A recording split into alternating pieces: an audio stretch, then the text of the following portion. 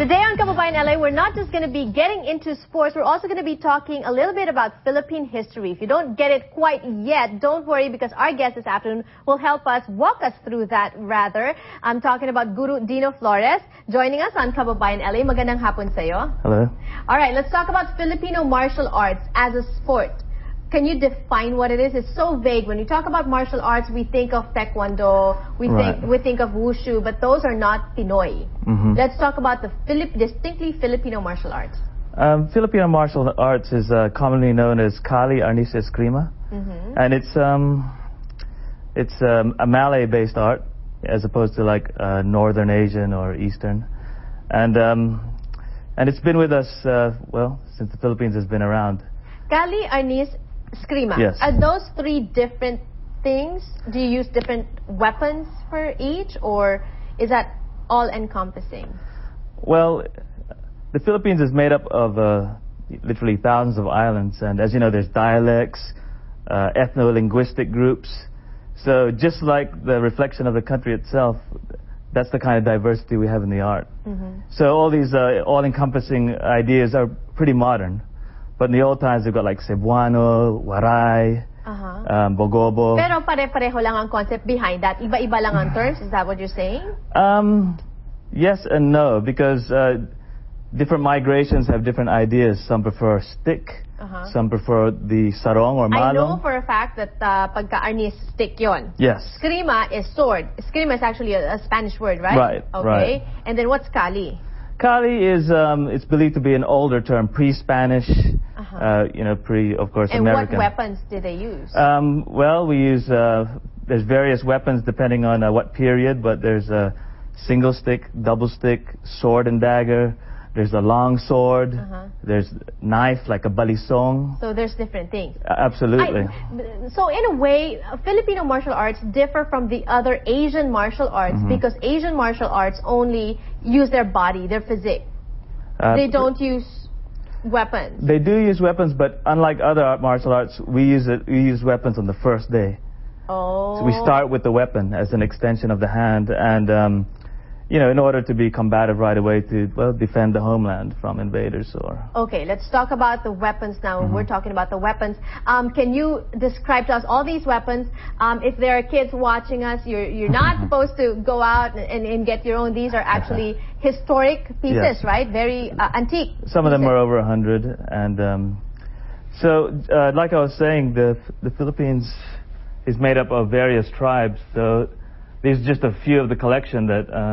reflect that. Okay, if we look at that, where do you want to start? The topmost? Okay, well, we'll go here. This is a Waray sword from like the Leyte type area, and this is known as a Sansibar or Goodbye Haro. Okay, and then this one here is Cebuano, and that's a Pinute. And this one is a...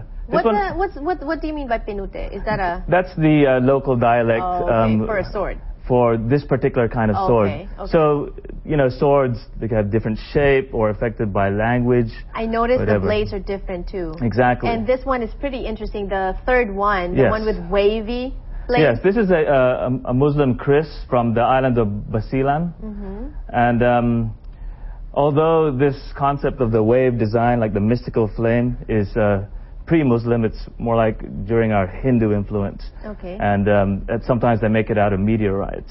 And this is a royal sword. Wow. And then this one here, the long one. I don't know if you've seen pictures of Lapu-Lapu with the long sword. Oh, yeah, this is a Kampilan, but this is for Bogobo who are shorter. But for our size, they'll be quite long. Okay. And so this is got a crocodile at the end, buwaya, and then it's got like a hook. Right here. Yeah. And so this is particularly from Mindanao, Bogobo tribe. Are there reasons why the blades are shaped differently? Yes. For different purposes? Yes. Like this one here has like a hook at the end for dragging, and yeah, and dragging the captive. Dragging the tip across the captive, I suppose. Oh, okay. And in the Filipino martial arts, there's various ranges: the largo, medio, corto, long, medium, and close. And so, you know, just it's preference, and sometimes it's cultural, and or sometimes it's the teacher's preference. I see. So the last one is a... Well, this is an expanded version of the classic balisong. Balisong? Yes, which is from Luzon. And I've seen it around the world, and they call it various things from other cultures, but that's definitely indigenously Filipino. Okay. I find it interesting that when you talk about Filipino martial arts, there's history involved. And can you take the history out of it? Can you just teach martial arts as a sport, or does one really need to understand the history behind it?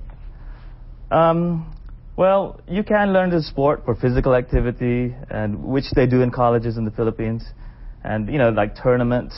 But there's a whole other aspect. I mean, this is one of the most favored with military around the world and tactical forces, and it's very popular in movies now. It's in 300, Born Identity, the last Tom Cruise movie.